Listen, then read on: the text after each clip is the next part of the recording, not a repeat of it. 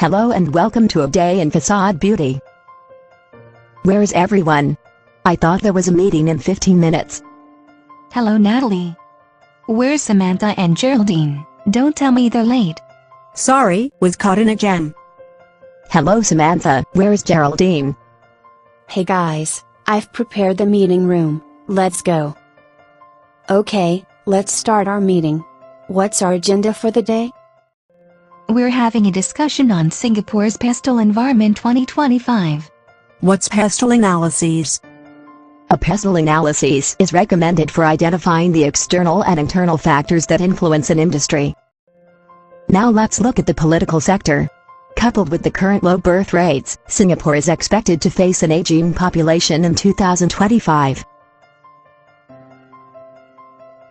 This means that the number of working-aged citizens will decline as older Singaporeans retiring will outnumber younger ones who are working. Therefore, this suggests that companies might have to rely on foreign workers to fill up the vacancy of working-age Singaporeans. Singapore government will also implement more marriage and parenthood policies and packages. This is due to the low fertility rate as seen from the graph, and acts as a measure for increasing the population. Lastly, there might be a change in political ruling party. This can be seen from the 2013 elections, where the Workers' Party won a seat. This indicates that Singaporean support for the People's Action Party has started to waver. Alright, now let's move on to the economic sector. A slower pace of growth can be expected with the economy projected to expand at about 2 to 3% annually. The growth would be of a quality that allows the economy to stay competitive to create high-value jobs and attract businesses for Singapore. In addition, it will also boost tax revenues and generates the money to finance spending on public and merit goods and services without having to raise taxes. Singapore's per capita income is expected to increase almost 30%. This resulted from the combination of economic growth and low population growth. Thereby people's buying and spending power increases. Now, let's have a look at the socio-cultural sector. The government released the white paper focusing on the need to build a sustainable population from 6.5 million to 6.9 million. Moving on, because of many advertising campaigns, MNCs have created an increasingly globalized consumer culture. Korean Wave created a surge in interest towards beauty trends and intensified society's consciousness of appearance. Next, let's touch on the technological sector. As we continue to advance in the era of technology, our everyday lives will be dominated by wireless communications and everything may be digitally connected and responsive. Companies have to embrace technology to stay competitive. Hence, products might have to be manufactured to be more efficient and consumers must be able to shop on the go. However, with the continual growth of connectivity, there are risks relating to privacy and security. Moving on to the legal sector of Singapore. With the increasing notion of sustainable and ethical practices, where consumers pay attention to how products are produced, causes authorities to tighten regulations and policies.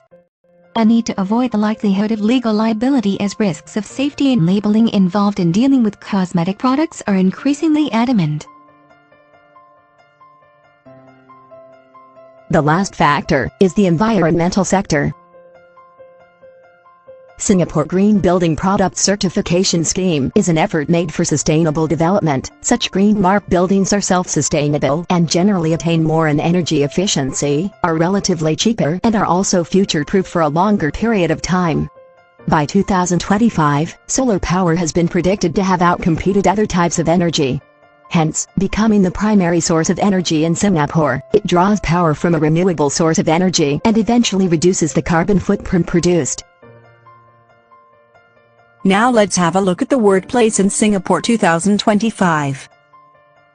By 2025, technology will enable companies to conjure workspaces out of thin air by using interactive surfaces. Virtual preview on screens and meetings will be evident. Technology has also given rise to employees being spread across many time zones, contributing to the internationalization of work culture. The growing rise of machines will impact both blue and white-collar workers, where robots will displace more human jobs than they create by 2025.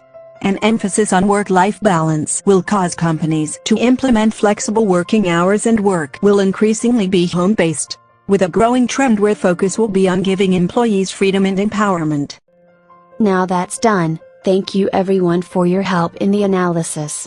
Don't forget that we're expecting an important guest later. Hello Dr. Jurgen, thank you for making this trip. I am Chanel, Captain Buzz of Facade Beauty. Let me bring you on a tour of our company. I am responsible for both marketing and sales, where I establish relationships and develop marketing strategies. My job duties consist of advertising, public relations and marketplace analysis. I am currently pursuing a double degree in tourism and events management and management. I previously had marketing experience with an online fashion business.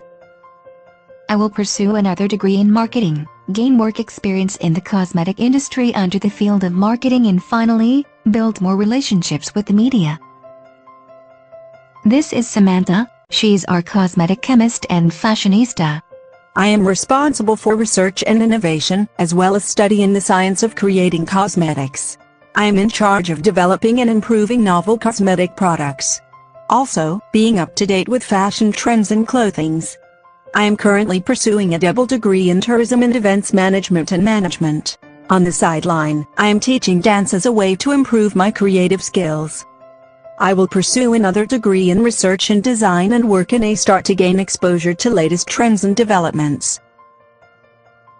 This is Geraldine, she is our resources rockstar. I am responsible for finance, logistics and operations of the company. I ensure that adequate resources are allocated for projects to achieve overall cost effectiveness and process efficiency. I am currently pursuing a double degree in tourism and events management and management. I previously worked in a company handling their logistics. I will pursue another degree in finance and supply chain management, as well as gain more work experience in finance and procurement firms. Finally, this is Natalie. She's our welfare superintendent. I am responsible for staff welfare, customer welfare and customer care. My duties include coming up with creative incentives to retain high motivation levels, develop staff protection packages and customer relation management. I am currently pursuing a double degree in tourism and events management and management. I previously had experience in the Esplanade handling the welfare of artists. I will pursue another degree in HRM and hold HR managerial positions in various major companies. Now that you've met the members, let us tell you more about our organization. Riding on the opportunity that people are more willing to invest on cosmetic products, us four friends saw this as a great potential to venture into the cosmetic industry. Facade Beauty takes on a flat organization where there is no hierarchy. Instead, everybody works together as a team. Every member's opinions and contribution is recognized and are of importance. With this, individuals are empowered and given the chance to develop and grow. The four founders will act as a support for their individual teams of 2 members each, because of the emphasis on work-life balance and the concept of working from home. Facade Beauty integrates a collaborative culture that focuses on teamwork and members' development, and the create culture which encourages creativity, flexibility and adaptability. We are a high-tech company that develops cutting-edge processes and technologies, with the use of innovation and creativity with a future-forward perspective. Facade Beauty is a one-stop fashion boutique that offers makeover solutions and consulting services for both men and women by utilizing state-of-the-art facilities. It targets a niche market that are affluent consumers from the higher class with high disposable income. We provide a makeover room that consists of a makeup machine, high-fashion clothing, a smart mirror and robots. The makeup machine enables customers to decide between defined patterns and perfect color transitions and preview the look. The machine will then spray the user-defined makeup onto. The smart mirror enables customers to view themselves in any item, without having to visit the fitting room physically. FacadeBet has a bed genius app that guides users on how to apply makeup via digital technology. This app aims to add a new dimension for those who want to try out a new look, such as personalized tutorials and purchasing of products used by artists. In conclusion, FacadeBet will adopt double loop learning in its organization, where we engage in risk-taking, play with ideas, experiment, discover and innovate. As required in double loop learning, members will exercise friendly confrontation to delve into the root of a conflict using their skills of self-awareness and self-management.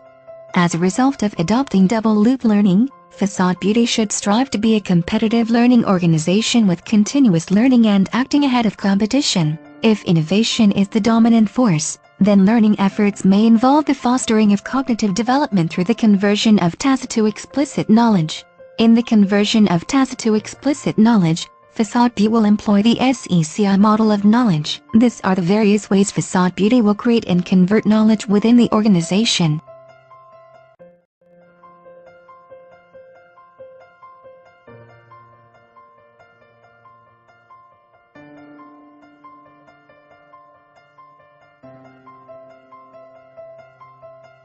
Therefore, Facade Beauty sees the need to work towards a knowledge and learning culture encouraging more flexibility and an adaptive approach to the way team members work. Thank you for your time, Dr. Jurgen.